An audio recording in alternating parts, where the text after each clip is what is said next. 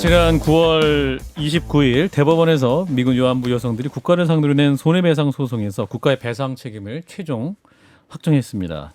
자세한 이야기 소송에 참여하셨던 차혜정 변호사 모시고 말씀 들어보겠습니다. 어서 오십시오, 변호사님. 반갑습니다. 네, 안녕하세요. 네, 김 소장님 인사 나눠주시고. 반갑습니다. 자, 이번 판결 2014년에 이제 소송이 시작됐는데 자, 어떤 의미가 있을까요? 이번 대법원 판결은 사실 이 사건 제2심인 서울고등법원의 2018년 2월 판결을 확정하였다는 데 의미가 있습니다. 사실 새로운 어떤 사실 인정이나 법리라기보다도 예. 고등법원의 항소심 판결을 확정했다는 데 의미가 있고요. 이 서울고등법원은 이제 4년 한 7개월 전에 두 가지 사실을 인정하고 대한민국의 불법행위 책임을 인정했는데요. 그 두 가지 사실은 뭐냐면 하나는 미군 기지촌에서 대한민국 정부가 주한 미군에게 성매매를 하는 이른바 미군 위안부들에게 성매매를 정당화하고 조장했다. 이게 첫 번째 사실이고요. 두 번째는 그 과정에서 미군 위안부에 대한 성병 관리를 조직적이고 폭력적으로 했다라는 두 가지 사실 인정한 다음에 이것이 국가의 불법 행위이기 때문에 국가 배상 책임이 있다라는 판결을 했고 4년 7개월 후에 대법원에서 서울고등법원의 판결이 맞다. 근데 왜 이렇게 오래 걸렸습니까? 그게 제일 고등법원과 대법원 사이의 기간이 4년 넘게 걸린 거잖아요. 4년 7개월 정도 걸렸습니다. 되게 1심부터 대법원까지 한 3년 정도 걸린다 이렇게 되게 통상적으로 생각하는데 네. 이건 지금 고등법원에서 대법원까지 4년 넘게 걸린 건데 네. 국가의 책임을 물어서 그렇습니까? 사건이 어려웠다고 생각했는지 그거는 저도 잘 모르겠습니다. 근데 그런가요? 사실은 이제 원고들이 굉장히 고령이신 분들이 많아서 아시다시피 처음에 원고 122명으로 출발했는데 네. 판결 선고된 지난달에 95명이 판결을 받았습니다. 예. 그러니까 한 26명 정도가 이제 사라진 셈인데요. 예. 그 원고 스스로 소를 취한 분들도 계시지만 대부분은 고령이나 질병으로 사망하신 분들이 많아서 그 사이에 원고들이 많이 사망해서 굉장히 판결이 지연된 데에 대한 안타까움이 있습니다. 상당히 민망한 얘기지만 이제 결국은 이제 국가에서 그러니까 두 가지를 본 거 아니겠습니까? 동맹인데 네. 예, 동맹의 병사들에게 대한민국이 우리를 도와주러 왔으니까 성적 서비스를 뭐 제공해야 되는 게 아니냐 이런 생각도 있었던 것 같고 또 하나는 뭐냐면 달러벌이라든지 뭐 이런 것들을 이게 그런 이제 뭐랄까 이익이 있는 거죠. 그래서 국가에서 사실 이걸 갖다가 조장을 하고 방관을 하고 뭐 이런 것들을 지금 인정한 거 아니겠습니까? 예, 그래서 굉장히 정확하게 지적하셨는데 이 내용이 그대로 그 대법원 판결에는 언급되어 있지 않지만 서울고등법원 판결에는 언급이 되어 있습니다.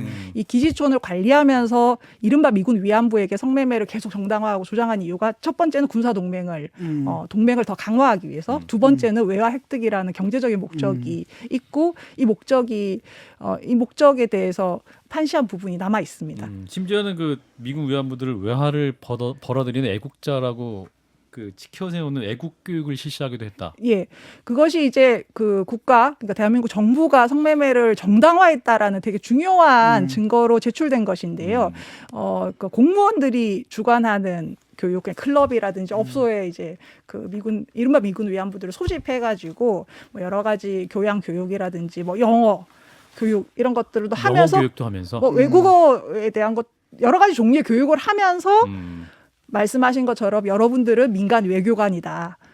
미군들에게 서비스를 잘 해야 한다. 이런 것들을 계속 강조했다는 점들이 그 원고들의 진술에서도 드러났고, 그리고 1심 소송 도중에 이제 공중파에서의 어떤 탐사 보도에서 실제로 파조시 공무원이었던 분이 예.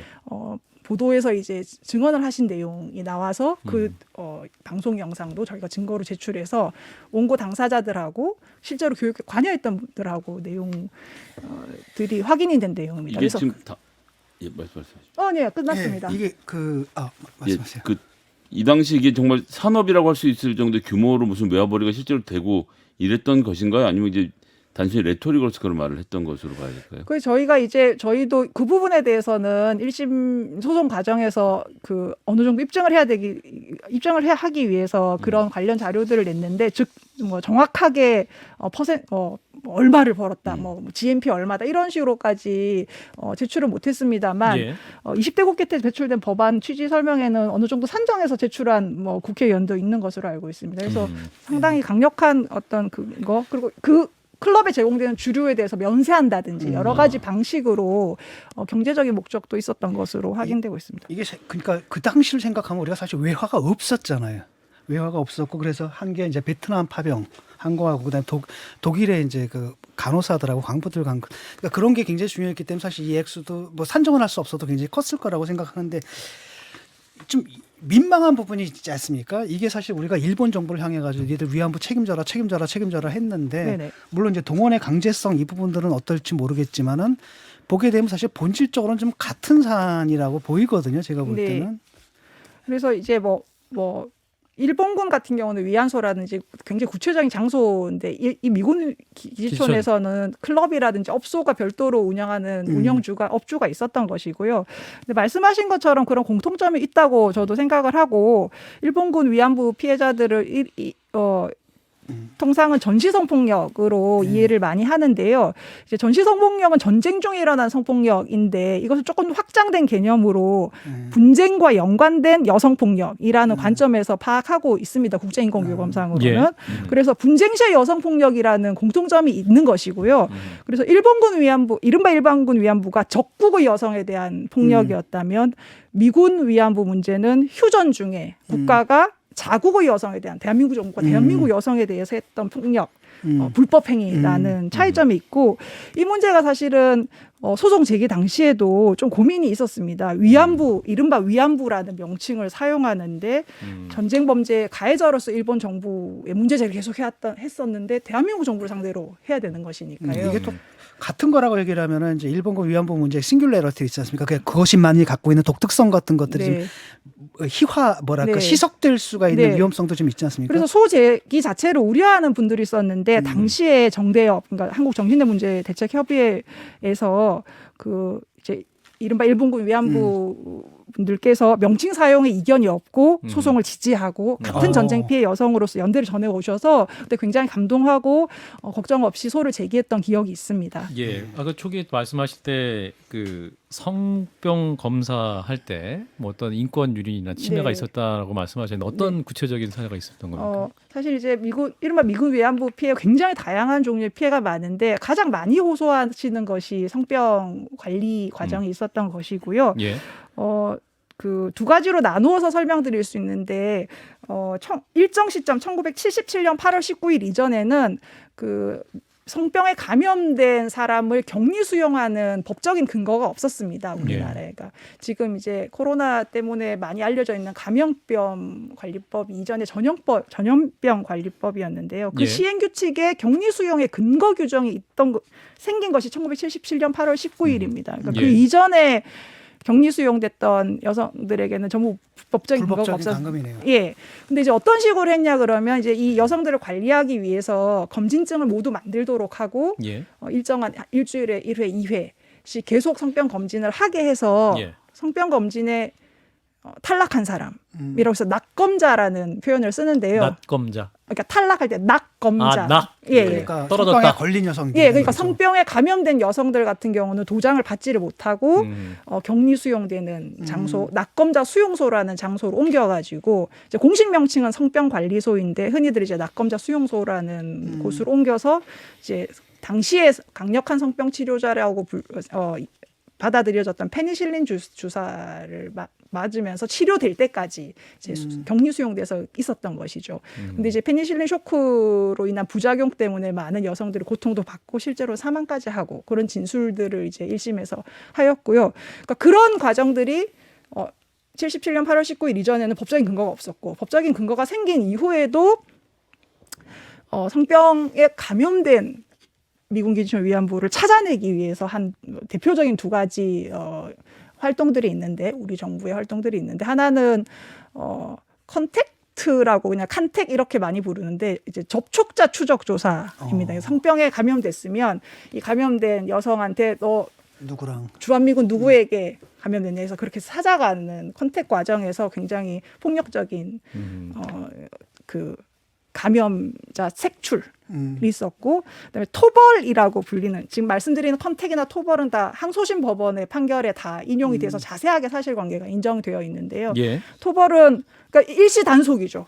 그러니까 정기적으로 보건소에 가는 단속 말고 검진증을 이제 기주촌 내 여성들 뭐 업소라든지 뭐 주거지를 찾아가서 검진증을 확인하는 거죠. 근데 그때 도장이 없으면 바로 또 격리 수용되는 그러니까 그런 과정들이 토벌이라는 용어에서 보듯이 무슨 전쟁하듯이 이루어졌기 때문에 예. 굉장히 좀 폭력적이고 조직적이었다. 이것이 이제 서울 이번 대법원 판결에서도 확정됐던 서울고등법원 대법원 판결에서 확인됐던 사실입니다. 피해자 95명이 이제 소송에 최종 참여하신 분인데 이번 네. 최종 확정 판결 대법원 판결을 들으시고 이 피해자분들 할머니들이실 텐데 네. 주로 어떤 말씀들을 하시던가요?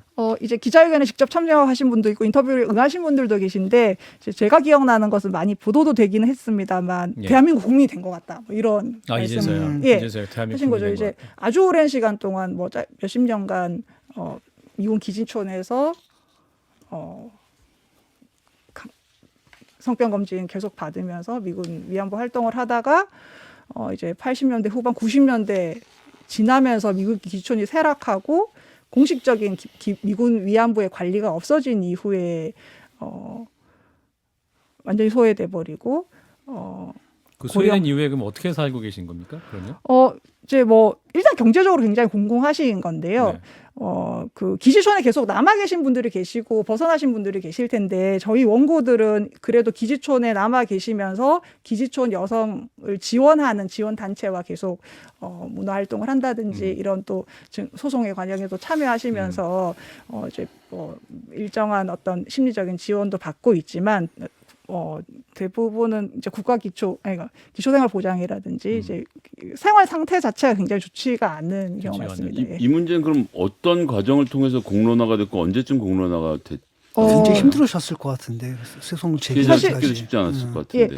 그래서 사실은 이제 소송 저희가 2014년 6월 25일 날 소를 제기할 때 1년 정도 준비하면서 소를 제기할 때 원고분들한테 이 소송이 공론화의 시작이다.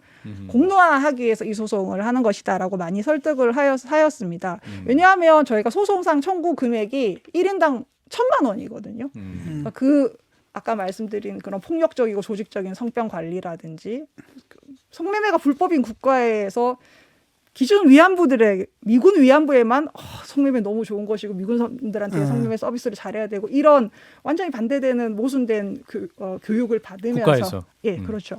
그래서 했던 과정이어서 그 피해는 사실 위자료로 산정한다고 하더라도 1,000만 원은 비할 바가 안 되는 것인데 이제 원고분들이 우리 소송 다 해서 이기면 1,000만 원이냐 그러면 그렇게 좀 실망하시기도 했는데 저희가 이 소송을 제기하면서 사람들이 관심을 가지고 공론화되면 국가의 어떤 잘못된 행위 불법 행위들에 대해서 책임을 짓는 과정들이 있을 것이다라고 했는데 이제 시간이 굉장히 많이 걸렸죠. 그 뒤로 더 합류하신 분들도 계신가요? 아니면 처음에 시작했던 분들하고만 하고 계신가요? 처음에 소송 시작했던 분들과만 하고 있고 주로는 이제 이 여성들이 저희가 한 분만 모은 게 아니라 여성들 지원하는 단체들이 몇 군데 나뉘어져 있는데요. 예. 그 단체들이 지원하는 여성들한테 소송의 취지를 설명하고 네. 합류하시게 했기 때문에 사실 이제 이 95명이라는 숫자는 굉장히 작은 숫자입니다. 그래서 경기도에서는 조례가 이 항소심 판결이 선고된 이후에 조례가 만들어졌거든요. 예. 지원 조례가 만들어져서 실태 조사를 했는데 거기 추정치로 보면 경기도에서 네. 그러니까 1957년부터 이제 대략 85년까지 29년 동안 매년 평균 11,221명의 미군 위안부가 존재했다고 추정하는데 매년? 매년. 등록된 위안부만요. 등록된 위안부만.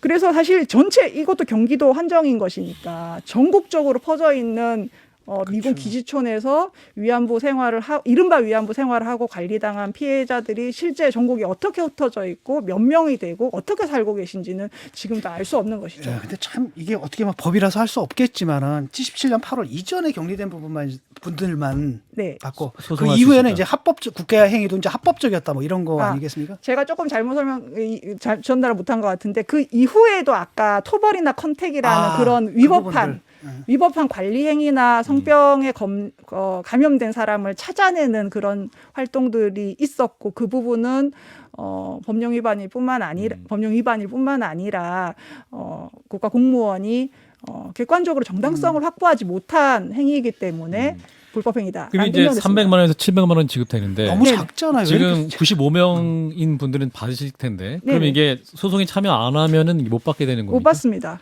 그러면은 지금 시효가 없는 문제가 됐기 때문에 국가배상 청구에는 이제 이번에 대법원에서 시효가 네. 적용되지 않는다 이렇게 말을 네. 했기 때문에 그러면 집단 소송이 또 가능하지 않을까? 다시 그럼 참여하지 소송을 않은 분들이? 해서 저희가 이제 생각하는 방법은 이 소송은 사실은 소송으로 다 모든 피해를 배상받자는 것이 아니라 아까 말씀드린 것처럼 공론화하고 공론화한다. 정부가 이 문제를 저희가 이제 원고들을 다 찾아서 모아서 할 수 없고 없죠. 없고 그분들이 다 찾아서 찾아올 어떤 수 소송을 없고. 하겠다고 하지 않기 때문에 음. 이 이른바 미군 위안부에 대한 지원법이 빨리 통과되어서 공식적으로 현황 조사를 하고 피해자를 지원하다라는 것이 가장 중요한 후속 과제가 되겠습니다. 지금 법안이 제출돼 있습니다. 위안부가 아. 그럼 다 사라졌나요? 아니면 아직도 위안부 이른바 미군 위안부로서 일하셨던 분들은 생존해 계시지만 지금 미군 기지초 내에서는 그 이제 우리 정부 공문서에서 위안부로 관리되던 그런 여성들은 지금은 공식적으로 없으시죠. 없고. 예. 과거의 위안부 이른바 미군 위안부라고 이해하시면 되겠습니다. 네, 2024년부터 정말 힘든 소송을 해오셨는데 변호사님 이제 한 일도 남으셨습니다. 짧게 소회 어떤 마음 드셨어요?